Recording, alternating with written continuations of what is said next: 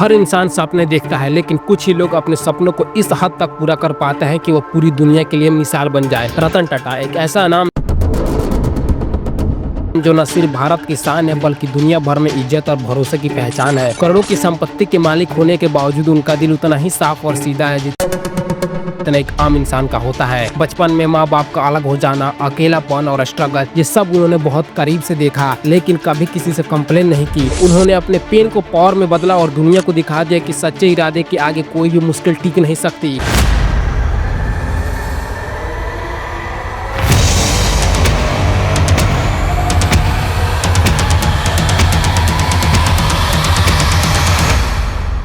उन्होंने टाटा को सिर्फ एक कंपनी नहीं बनाया बल्कि एक ऐसा भरोसा बना दिया जिस पर आज देश का हर इंसान आंख मूंद कर यकीन करता है। नैनो कार से लेकर डील्स करने तक उनका हर कदम इस देश के आम आदमी को ऊपर उठाने के लिए था। रतन टाटा की कहानी सिर्फ एक अमीर आदमी की नहीं है, ये उस इंसान की कहानी है जिसने हर कदम पर इंसानियत को चुना, जिसने कभी हार नहीं मानी और जिसने ये साबित किया कि असली ताकत दिल की होती है, दौलत की नहीं।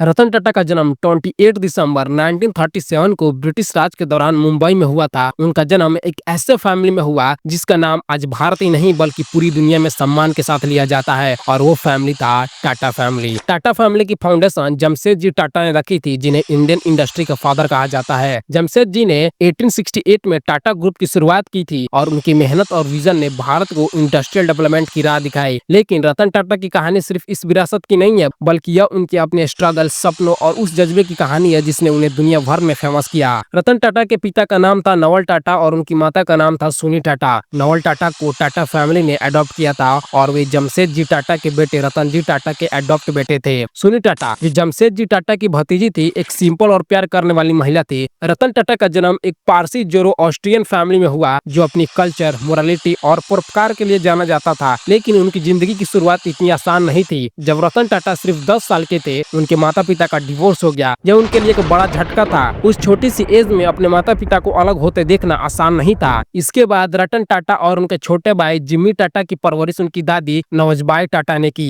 नवजबाई एक स्ट्रॉन्ग और इंस्पायरिंग महिला थी जिन्होंने रतन टाटा को मोरालिटी, हार्ड वर्क और दूसरों की मदद करने का इम्पोर्टेंस सिखाया। रतन टाटा की शुरुआती पढ़ाई मुंबई के कैंपियन स्कूल और cathedral and John Connell school में हुई। वे पढ़ाई में हमेशा अच्छे थे, लेकिन उनकी इंटरेस्ट सिर्फ बुक्स तक सीमित नहीं थी। बचपन से ही उन्होंने नई चीजें सीखने और दुनिया को समझने का शौक था। बाद में उन्होंने शिमला के बिशप कॉटन स्कूल में भी पढ़ाई की और फिर अपनी हाई स्कूल की पढ़ाई पूरी करने के लिए वे न्यूयॉर्क चले गए, जहां उन्होंने रिवरडेल कंट्री स्कूल में एडमिशन लिया। वे एक ऐसे माहौल में पले बढ़े जहां इंडियन कल्चर और वेस्टर्न एजुकेशन का अनोखा संगम था। साल 1955 में हाई स्कूल की पढ़ाई पूरी करने के बाद रतन टाटा ने अमेरिका के कॉर्नेल यूनिवर्सिटी में एडमिशन लिया, जहां उन्होंने आर्किटेक्चर में बैचलर की डिग्री हासिल की। आर्किटेक्चर का स्टडी करने से उनकी क्रिएटिविटी और बढ़ गई। वे हमेशा से कुछ नया करने और दुनिया को बेहतर बनाने के सपने देखते थे। कॉर्नेल यूनिवर्सिटी में पढ़ाई के दौरान उन्होंने न सिर्फ टेक्निकल नॉलेज हासिल किया बल्कि यह भी सीखा कि कैसे बड़े सपनों को हकीकत में बदला जा सकता है। साल 1962 में डिग्री पूरी करने के बाद रतन टाटा के सामने एक बड़ा सवाल था, अब आगे क्या। वे लॉस एंजलिस में एक आर्किटेक्चर फील्ड में काम करने लगे, जहां उन्हें यह काम बहुत पसंद आया। वहां उनकी जिंदगी सेटल हो रही थी और वे शायद वहीं बसने का सोच रहे थे, लेकिन नियति को कुछ और ही मंजूर था। उस समय उनकी दादी नवजबाई की तबीयत खराब होने लगी थी। दादी के बुलाए पर रतन टाटा को भारत लौटना पड़ा। यह उनके लिए एक इमोशनल डिसीजन था, क्योंकि वे अपनी दादी से बहुत प्यार करते थे। भारत लौटने का मतलब था अपनी उस जिंदगी को छोड़ना जो उन्होंने अमेरिका में शुरू की थी। लेकिन रतन टाटा ने फैमिली के लिए कदम उठाया। भारत लौटने के बाद उनकी जिंदगी ने एक नया मोड़ लिया। साल 1962 में उन्होंने टाटा ग्रुप में कदम रखा, लेकिन उनकी शुरुआत कोई शानदार पोजीशन से नहीं हुई। टाटा स्टील के शॉप फ्लोर पर एक कॉमन वर्कर की तरह उन्होंने काम शुरू किया। यह वही जगह थी जहां से उनकी जिंदगी का असली सफर शुरू होने वाला था। जब रतन टाटा ने टाटा ग्रुप में कदम रखा तो उनकी शुरुआत टाटा स्टील की जमशेदपुर फैक्ट्री के शॉप फ्लोर से हुई। सोचिए, एक आदमी जिसने कॉर्नेल यूनिवर्सिटी से आर्किटेक्चर की डिग्री ली हो, जो अमेरिका में एक सेटल्ड जिंदगी जी रहा था, वह अब स्टील फैक्ट्री के फ्लोर पर मजदूरों के साथ मिलकर काम कर रहा था। यह कोई आसान काम नहीं था। टाटा स्टील उस समय भारत की सबसे बड़ी स्टील कंपनी में से एक थी, लेकिन वहाँ का माहौल कठिन था। गर्म भट्टियों के पास काम करना, मशीनों के बीच समय बिताना और छोटे छोटे कामों को सीखना, यह सब रतन टाटा के लिए नया था।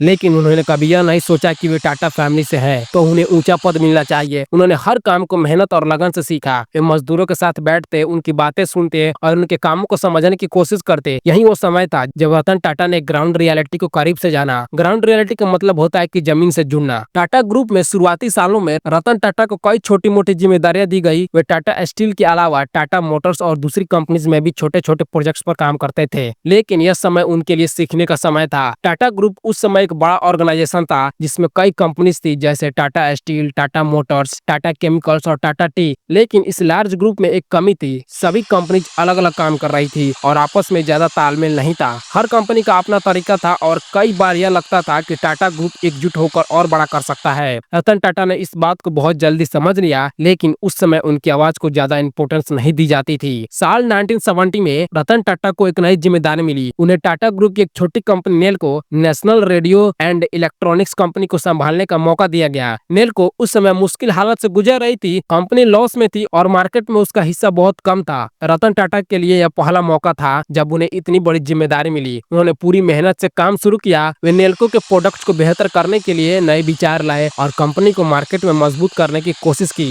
उनके लीडरशिप में नेल्को ने धीरे धीरे प्रोग्रेस की और कुछ समय के लिए कंपनी का परफॉर्मेंस बेहतर हुआ। लेकिन उस समय भारत के इलेक्ट्रॉनिक्स मार्केट बहुत कॉम्पिटिटिव था और गवर्नमेंट पॉलिसीज भी कंपनीज के लिए कई बार मुश्किलें खड़ी करती थी। फिर भी रतन टाटा ने हार नहीं मानी। नेल्को में काम करने के दौरान उन्होंने यह सीखा कि एक कंपनी को चलाने के लिए सिर्फ मेहनत ही नहीं बल्कि स्ट्रेटजी, विजन और एम्प्लॉयज का भरोसा जीतना भी जरूरी है। लेकिन रतन टाटा की राह में चुनौतियां कम नहीं थी। टाटा ग्रुप के अंदर ही कई लोग उनकी काबिलियत पर सवाल उठाते थे। कुछ लोग यह मानते थे कि रतन टाटा में वो बात नहीं है जो टाटा ग्रुप जैसे बड़े ऑर्गेनाइजेशन को संभालने के लिए चाहिए। उस समय टाटा ग्रुप के कई बड़े अधिकारी और डायरेक्टर्स थे जो अपनी अपनी कंपनीज को अपने तरीके से चलाते थे। रतन टाटा को लगता था कि अगर टाटा ग्रुप को और आगे ले जाना है तो सभी कंपनीज को एक साथ एक डायरेक्शन में काम करना होगा। लेकिन उनके इस विचार को ज्यादा सपोर्ट नहीं मिला। कई बार उन्हें यह भी सुनना पड़ता था कि वे टाटा फैमिली के वारिस होने की वजह से ही इतनी जिम्मेदारी पा रहे हैं। लेकिन रतन टाटा ने इन बातों को दिल पर नहीं लिया। वे चुपचाप अपनी मेहनत और अपने काम से जवाब देते रहे। साल 1980 में रतन टाटा को टाटा इंडस्ट्रीज का चेयरमैन बनाया गया। यह एक ऐसी कंपनी थी जो टाटा ग्रुप की न्यू टेक्नोलॉजीज और प्रोजेक्ट्स को देखती थी। यहाँ रतन टाटा ने अपने विचारों को लागू करने का मौका पाया। उन्होंने टाटा ग्रुप को फ्यूचर के लिए तैयार करने की सोची। उस समय भारत में इकोनॉमिक रिफॉर्म्स की हवा चल रही थी और रतन टाटा समझ गए थे कि भारत का मार्केट जल्दी खुलने वाला है। उन्होंने टाटा इंडस्ट्रीज के जरिए न्यू टेक्नोलॉजीज और इंडस्ट्रीज में इन्वेस्ट करने की प्लान बनाई। लेकिन यहाँ भी उन्हें कई चुनौतियों का सामना करना पड़ा। टाटा ग्रुप के कुछ पुराने एम्प्लॉय और ऑफिसर उनके नए विचारों को एक्सेप्ट करने के लिए तैयार नहीं थे। कई बार उनके फैसलों पर सवाल उठाए गए और उन्हें यह साबित करना पड़ता था कि उनके पास न सिर्फ बड़े सपने हैं बल्कि उन्हें हकीकत में बदलने की काबिलियत भी है। इसी दौरान साल 1981 में रतन टाटा को एक और बड़ी जिम्मेदारी मिली। उन्हें टाटा ग्रुप के चेयरमैन जे.आर.डी. टाटा के साथ काम करने का मौका मिला। जे.आर.डी. टाटा, जिन्हें इंडियन इंडस्ट्री का लेजेंड माना जाता था, उन्होंने रतन टाटा को करीब से देखा और उनकी काबिलियत को परखा। जे.आर.डी. टाटा ने रतन टाटा को कई इंपोर्टेंट प्रोजेक्ट्स में शामिल किया और उन्हें टाटा ग्रुप की कॉम्प्लेक्स स्ट्रक्चर को समझने का मौका दिया। यह समय रतन टाटा के लिए बहुत इंपॉर्टेंट था क्योंकि उन्होंने जे.आर.डी. टाटा से लीडरशिप, एथिक्स और सोशल रिस्पांसिबिलिटी से कई सबक सीखे। जे.आर.डी. टाटा का मानना था कि एक कंपनी का मकसद सिर्फ प्रॉफिट कमाना नहीं है बल्कि सोसाइटी को कुछ देना भी है। यह विचार रतन टाटा के दिल में गहराई तक उतर गया और इसने उनकी सोच को हमेशा के लिए बदल दिया। साल 1980 के अंत तक रतन टाटा ने टाटा ग्रुप में अपनी एक अलग पहचान बना ली थी, लेकिन अभी भी उनकी सबसे बड़ी जिम्मेदारी बाकी थी। साल 1991 में जब जे.आर.डी. टाटा ने टाटा ग्रुप के चेयरमैन का पद छोड़ा तो रतन टाटा को यह जिम्मेदारी सौंपी गई। यह उनके लिए एक बहुत बड़ा मोड़ था। टाटा ग्रुप उस समय भारत का सबसे बड़ा बिजनेस ग्रुप था, लेकिन यह कई चुनौतियों से भी घिरा हुआ था। कई कंपनी लॉस में थी और ग्लोबल कंपटीशन बढ़ रही थी। रतन टाटा के सामने सवाल था, क्या वो इस बड़े ग्रुप को एक नई डायरेक्शन दे पाएंगे? क्या वे जे.आर.डी. टाटा की विरासत को और आगे ले जा पाएंगे?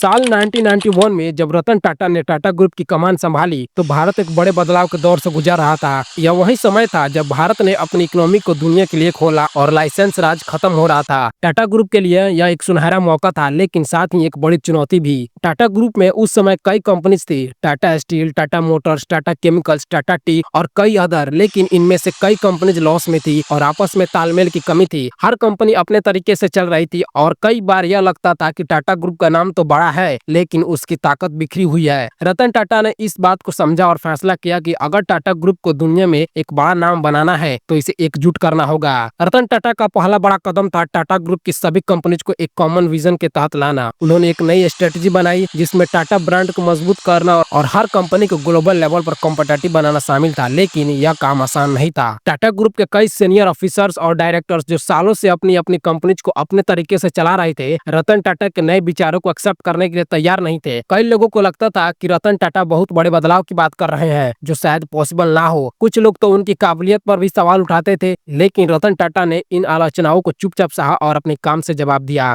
उन्होंने सबसे पहले टाटा ग्रुप की उन कंपनीज पर ध्यान दिया जो लॉस में थी। टाटा स्टील जो कभी भारत की सबसे बड़ी स्टील कंपनी थी, उस समय कई प्रॉब्लम्स का सामना करना पड़ रहा था। ओल्ड टेक्नोलॉजी, राइजिंग कॉस्ट और ग्लोबल कंपटीशन ने टाटा स्टील को कमजोर कर दिया था। रतन टाटा ने फैसला किया कि टाटा स्टील को न्यू टेक्नोलॉजी और मॉडर्न मैनेजमेंट की जरूरत है। उन्होंने कंपनी में नए इन्वेस्टमेंट किए, प्रोडक्शन प्रोसेस को बेहतर किया और एम्प्लॉयज को मोटिवेट किया। उनके लीडरशिप में टाटा स्टील ने धीरे धीरे अपनी खोई हुई ताकत वापस पाई और फिर से भारत की लीडिंग स्टील कंपनी बन गई। लेकिन रतन टाटा का सपना सिर्फ भारत तक सीमित नहीं था, वे टाटा ग्रुप को ग्लोबल लेवल पर ले जाना चाहते थे। साल 2000 की शुरुआत में उन्होंने टाटा ग्रुप की कंपनीज को इंटरनेशनल मार्केट में ले जाने की स्ट्रेटजी बनाई। इसका सबसे बड़ा एग्जांपल था साल 2000 में टेटली टी का एक्वाजिशन। टाटा टी जो भारत में चाय के लिए फेमस थी, उन्होंने ब्रिटेन की फेमस टी कंपनी टेटली को खरीदा। जब भारत के लिए एक ऐतिहासिक कदम था, क्योंकि पहली बार एक इंडियन कंपनी ने इतनी बड़ी विदेशी कंपनी को अपने कब्जे में लिया। इस एक्वाजिशन ने टाटा टी को ग्लोबल मार्केट में एक मजबूत प्लेयर बनाया और टाटा ग्रुप का नाम इंटरनेशनल लेवल पर गूंजने लगा। रतन टाटा के साहसिक फैसलों का सिलसिला यही नहीं रुका। साल 2007 में टाटा स्टील ने एक और बड़ा कदम उठाया। उन्होंने यूरोप की दूसरी सबसे बड़ी स्टील कंपनी कोरस को खरीद लिया। यह एक्वाजिशन $12 बिलियन का था, जो उस समय भारत के किसी भी बिजनेस ग्रुप का सबसे बड़ा विदेशी एक्वाजिशन था। इस डील ने न सिर्फ टाटा स्टील को दुनिया की सबसे बड़ी स्टील कंपनी में से एक बनाया, बल्कि यह भी दिखाया कि इंडियन कंपनीज अब ग्लोबल लेवल पर कंपटीशन करने के लिए तैयार है। लेकिन इस डील के पीछे कई चुनौतियां थी। कई एक्सपर्ट्स का मानना था कि यह एक रिस्की कदम है और टाटा स्टील इतने बड़े एक्वाजिशन को संभाल नहीं पाएगी। लेकिन रतन टाटा ने अपने फैसले पर भरोसा रखा। उन्होंने कोरस को टाटा स्टील के साथ मिलकर एक मजबूत कंपनी बनाई और यह साबित कर दिया कि उनके सपने सिर्फ सपने नहीं बल्कि हकीकत बन सकते हैं। रतन टाटा की सबसे बड़ी अचीवमेंट में से एक थी टाटा मोटर्स की कहानी। साल 1990 में टाटा मोटर्स मुख्य रूप से कमर्शियल व्हीकल्स जैसे ट्रक और बस बनाने के लिए जानी जाती थी, लेकिन रतन टाटा का सपना था कि टाटा मोटर्स भारत के आम आदमी के लिए एक ऐसी कार बनाए जो सस्ती हो और हर फैमिली की पहुंच में हो। इस सपने ने जन्म दिया टाटा इंडिका को, जो साल 1998 में लॉन्च हुई। इंडिका भारत की पहली पूरी तरह से स्वदेशी कार थी। यह कार न सिर्फ अफोर्डेबल थी बल्कि इंडियन रोड्स और परिवारों की जरूरतों के हिसाब से बनाई गई थी। इंडिका की सफलता ने टाटा मोटर्स को ऑटोमोबाइल इंडस्ट्रीज में एक नया मुकाम दिया। लेकिन रतन टाटा का सबसे बड़ा सपना अभी बाकी था, वो था टाटा नैनो। साल 2008 में रतन टाटा ने दुनिया को टाटा नैनो से चौंका दिया। यह थी दुनिया की सबसे सस्ती कार जिसकी कीमत सिर्फ 1 लाख रुपए थी। रतन टाटा का मकसद था कि भारत का हर मिडिल क्लास फैमिली जो स्कूटर पर 4-5 लोग बैठा कर चलता था, वो अब एक सेफ और अफोर्डेबल कार में सफर कर सके। नैनो का विचार इतना रिवोल्यूशनरी था कि इसने पूरी दुनिया का ध्यान खींचा। विदेशी मीडिया ने इसे पीपुल्स कार का नाम दिया। हालांकि नैनो को कई चुनौतियों का सामना करना पड़ा, जैसे प्रोडक्शन की प्रॉब्लम्स और मार्केटिंग की चुनौतियां। लेकिन रतन टाटा का यह सपना दिखाता है कि वे सिर्फ प्रॉफिट के लिए नहीं बल्कि सोसाइटी को बेहतर बनाने के लिए काम करते थे। टाटा ग्रुप को ग्लोबल लेवल पर ले जाने की उनकी महत्वाकांक्षा का एक और एग्जाम्पल था साल 2008 में जगुआर लैंड रोवर JLR का एक्वाजिशन। टाटा मोटर्स ने इस ब्रिटिश लग्जरी कार कंपनी को फोर्ड से खरीदा, जो उस समय लॉस में थी। कई लोगों को लगा कि यह एक गलत फैसला है क्योंकि JLR की स्थिति ठीक नहीं थी, लेकिन रतन टाटा ने JLR में संभावना देखी। उन्होंने कंपनी को न्यू टेक्नोलॉजी, डिजाइन और स्ट्रेटेजी के साथ मजबूत किया। कुछ ही सालों में JLR ने शानदार वापसी की और टाटा मोटर्स के लिए यह एक बड़ा प्रॉफिट कमाने वाली कंपनी बन गई। यह एक्वाजिशन न सिर्फ टाटा ग्रुप की ताकत दिखाता है बल्कि यह भी साबित करता है कि रतन टाटा के पास फ्यूचर को देखने की अद्भुत क्षमता थी। रतन टाटा के लीडरशिप में टाटा ग्रुप ने न सिर्फ बिजनेस में तरक्की की बल्कि सोशल रिस्पॉन्सिबिलिटी को भी प्रायोरिटी दी। उन्होंने टाटा ट्रस्ट के जरिए एजुकेशन, हेल्थ और रूरल डेवलपमेंट के लिए कई प्रोजेक्ट शुरू किए। टाटा मेमोरियल हॉस्पिटल जो कैंसर के ट्रीटमेंट के लिए जाना जाता है और Tata institute of fundamental research जैसे इंस्टीट्यूट उनके सोशल कंट्रीब्यूशन के एग्जाम्पल है। रतन टाटा का मानना था कि एक कंपनी की सफलता सिर्फ प्रॉफिट से नहीं बल्कि सोसाइटी पर उसके प्रभाव से मापी जानी चाहिए। साल 2012 में रतन टाटा ने टाटा ग्रुप के चेयरमैन का पद छोड़ने का फैसला किया। यह उनके लिए एक बड़ा और इमोशनल मूवमेंट था। 21 साल तक टाटा ग्रुप की कमान संभालने के बाद उन्होंने फैसला किया कि अब समय है न्यू जनरेशन को मौका देने का। उस समय तक टाटा ग्रुप एक छोटे से बिजनेस ग्रुप से दुनिया की सबसे बड़ी और सम्मानित कंपनी में से एक बन चुका था। रतन टाटा के लीडरशिप में टाटा ग्रुप की इनकम 100 गुना बढ़ गई थी और यह भारत ही ही नहीं बल्कि पूरी दुनिया में जाने जाने लगा था। लेकिन रतन टाटा के लिए यह सिर्फ डाटा की बात नहीं थी, उनके लिए सबसे जरूरी था कि टाटा ग्रुप अपनी बेसिक इथिक्स और सोशल रिस्पांसिबिलिटी को कभी ना भूले। 28 दिसंबर साल 2012 को अपने 75वें बर्थडे पर वे टाटा ग्रुप के चेयरमैन के पद से रिटायर हो गए। रिटायरमेंट के बाद कई लोग सोचते थे कि रतन टाटा अब शांत जिंदगी जिएंगे, लेकिन ऐसा नहीं था। रतन टाटा ने कभी भी अपने काम और जुनून को पूरी तरह से छोड़ा नहीं। वे टाटा ट्रस्ट के चेयरमैन बने रहे, जो टाटा ग्रुप का एक बहुत बड़ा हिस्सा है और समाज सेवा में इंपॉर्टेंट रोल प्ले करते हैं। रतन टाटा की सिंपलिसिटी और मानवता की मिसाल उनकी रोज की जिंदगी में भी दिखती थी। इतने बड़े इंडस्ट्रियलिस्ट होने के बावजूद वे हमेशा जमीन से जुड़े रहे। वे मुंबई में अपने सिंपल से घर में रहते थे और कभी भी अपनी सफलता का दिखावा नहीं किया। उनकी जिंदगी में छोटी छोटी चीजें भी बहुत मायने रखती थी। एग्जाम्पल के तौर पर रतन टाटा को कुत्ते से बहुत प्यार था। वे अपने पालतू कुत्ते के साथ समय बिताना पसंद करते थे और उन्होंने मुंबई में एक पालतू जानवरों के लिए हॉस्पिटल भी बनवाया ताकि बेसहारा जानवरों का इलाज हो सके। रतन टाटा ने न सिर्फ बिजनेस में बल्कि सोसाइटी के लिए भी कई इंस्पिरेशनल काम किए। उन्होंने स्टार्टअप्स और न्यू जनरेशन के एंटरप्रेन्योर्स को बहुत सपोर्ट किया। वे कई इंडियन स्टार्टअप में इन्वेस्ट करते थे, जैसे ओला, पेटीएम और स्नैपडील, क्योंकि उनका मानना था कि भारत का फ्यूचर उसके युवाओं में है। वे हमेशा यंग एंटरप्रेन्योर्स को इनकरेज करते थे कि वे बड़े सपने देखें और हार न माने। उनकी सलाह थी कि अगर आप अपने काम में ईमानदार हैं और मेहनत करते हैं तो कोई भी लक्ष्य इम्पॉसिबल नहीं है। रतन टाटा की जिंदगी में कई ऐसे पल भी आए जब उनकी हेल्थ ने उनका साथ नहीं दिया। साल 2010 में उन्हें कई बार हॉस्पिटल में एडमिट होना पड़ा, लेकिन उनकी विल पावर और पॉजिटिविटी सोच ने उन्हें हर बार वापस लाया। वो हमेशा कहते थे कि जिंदगी में मुश्किलें आती है, लेकिन हमें उनसे डरना नहीं चाहिए। उनकी यह सोच लाखों लोगों के लिए इंस्पिरेशन बनी। साल 2024 में जब उनकी हेल्थ फिर से खराब हुई तो पूरे देश ने उनके लिए दुआएं मांगी। रतन टाटा सिर्फ एक बिजनेसमैन नहीं थे बल्कि भारत के लिए एक प्रतीक थे। मेहनत, ईमानदारी और समाज के प्रति जिम्मेदारी का प्रतीक थे। 10 अक्टूबर साल 2024 को रतन टाटा ने इस दुनिया को अलविदा कह दिया। उनकी मरने की खबर ने न सिर्फ भारत बल्कि पूरी दुनिया को झकझोर दिया। सोशल मीडिया पर लोगों ने उनके लिए अपने प्यार और सम्मान को एक्सप्रेस किया। बड़े बड़े लीडर्स, इंडस्ट्रियलिस्ट और आम लोगों ने उनके कंट्रीब्यूशन को याद किया। लेकिन रतन टाटा की विरासत सिर्फ उनके बिजनेस या अचीवमेंट्स तक सीमित नहीं है। उनकी असली विरासत है इंस्पिरेशन, जो उन्होंने लाखों लोगों को दी। उन्होंने दिखाया कि एक इंसान अपनी मेहनत, एथिक्स और सोसाइटी के प्रति जिम्मेदारी से दुनिया को बदल सकता है। रतन टाटा की जिंदगी हमें कई सबक सिखाती है। उन्होंने हमें सिखाया कि सफलता का मतलब सिर्फ पैसा कमाना नहीं है बल्कि दूसरों की जिंदगी को बेहतर बनाना है। उन्होंने हमें सिखाया कि मुश्किलों से डरना नहीं चाहिए बल्कि उनका सामना करना चाहिए। और सबसे बड़ी बात, उन्होंने हमें सिखाया कि सिंपलिसिटी और ईमानदारी से जी गई जिंदगी ही सबसे बड़ी अचीवमेंट है। टाटा ग्रुप आज भी उनकी बनाई फाउंडेशन पर खड़ा है और उनकी सोच को आगे ले जा रहा है। टाटा नैनो भले ही मार्केट में उतनी सफल ना रही, लेकिन वो एक सपने का प्रतीक थी। एक ऐसे भारत का सपना जहां हर व्यक्ति के पास अपनी कार हो। जैगुआर, लैंड रोवर और कोरस जैसे एक्विजिशन ने दिखाया कि इंडियन कंपनीज दुनिया में किसी से कम नहीं है। और टाटा ट्रस्ट के जरिए किए गए उनके सामाजिक काम आज भी लाखों लोगों की जिंदगी को रोशन कर रहे हैं। रतन टाटा की कहानी यही खत्म नहीं होती। वे भले ही आज हमारे बीच नहीं है, लेकिन उनके इंस्पिरेशन, उनके विचार और उनकी विरासत हमेशा जिंदा रहेगी। हर बार जब आप टाटा की कोई कार सड़क पर देखते हैं, हर बार जब आप टाटा टी की चुस्की लेते हैं या जब आप टाटा के किसी हॉस्पिटल या स्कूल से गुजरते हैं, तो आपको रतन टाटा की वो मेहनत और वो सपना याद आएगा जिसने भारत को एक नई दिशा दी। मैं रतन टाटा की शादी के बारे में बताना भूल ही गया। लोग अक्सर यह सवाल पूछते हैं कि इतने बड़े आदमी ने शादी क्यों नहीं की? क्या इसके पीछे कोई खास वजह थी? क्या उनकी जिंदगी में कभी प्यार आया? इन सवालों का जवाब रतन टाटा ने खुद कुछ इंटरव्यूज में दिया है। रतन टाटा ने एक बार एक इंटरव्यू में खुलासा किया था कि उनकी जिंदगी में कई बार ऐसे मौके आए जब वे शादी के बहुत करीब थे। Have you ever been in love? Oh, yeah. How many times?